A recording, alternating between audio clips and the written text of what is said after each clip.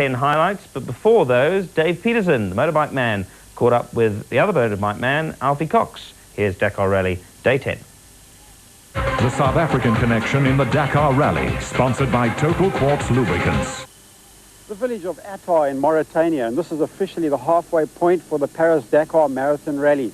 It has been 10 days of absolute drama out in the desert sands. Just this morning, Juan Roba, the Spanish rider on his BMW, went over the handlebars finally and broke his leg. I say finally because it's been a lot of close calls for that Spanish rider.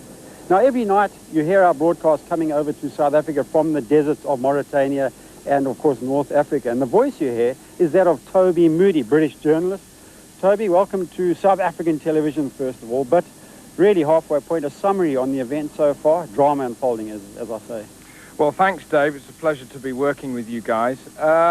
Frustrating to start with. Those 4 days in Europe really just took a while, and then once we got into Africa, well, it really started getting going. Only yesterday I was thinking, well, something's got to break, and of course this morning, as you mentioned, Juan Roma did go over the top and broke his leg. Bad luck for him. But likewise in the car section, Jean-Louis Schlesser bending the rules maybe a little too far and getting that 1 hour penalty to put him back in the order.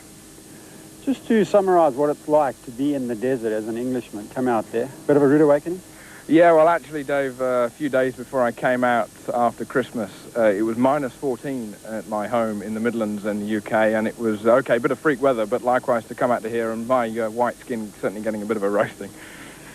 Just fine. Has anybody told you looked a bit like the desert fox standing there? Well, I don't know about Monty, but we'll have a go at that. But it's good fun, and with these rocks that they've got to go over and with the dunes that they've got to go over, I mean, even just on the way over here, just right now, I was seeing and hearing some other information that Servia in the other Schlesser buggy has got himself stuck in the sand. So they really cannot rest on any laurels because they're going to sink in that sand. It's no beach holiday. Toby, thanks very much for that information. Certainly drama unfolding, and I think the bikes are just coming in out of the desert, so we're going to try and catch up with Alfie Cox and see what he's got to say about today's stage before we go to tonight's highlights with Toby Moody. So here I was just in time at the bivouac, and Alfie Cox comes in. KTM number 9, Alfie Cox. Absolutely fantastic. What a great ride you've had through the dunes today. Oh, Dave, it's been the real Dakar today, really. I mean, it's been dune after dune, thick sand. It's been, the rest of the days have been just really hobby riding compared to today. Today was a difficult day. You know, and I had to stay behind Fabrizio and Jordi Arcarons, and it's been quite good because we've pushed, the three of us have pushed, and we've got away from the rest of the guys. And because I started a few minutes behind them today, I caught them up in the morning. Well, obviously you're ruining the fact that you had that wheel problem earlier on in the race. I mean, that has really cost you so much time. Yeah, Dave, but for me, anything to do with first three is just impossible. It's just never going to happen. But hey, look what happened today. I mean, we don't want Nani Roma to break his leg, but apparently he's broken his leg, and this race will take its toll as we go along. And you know, I've just lost too much time. If it was a little bit less, you know, yesterday with the chain broken, 14 minutes I lost, I still came back.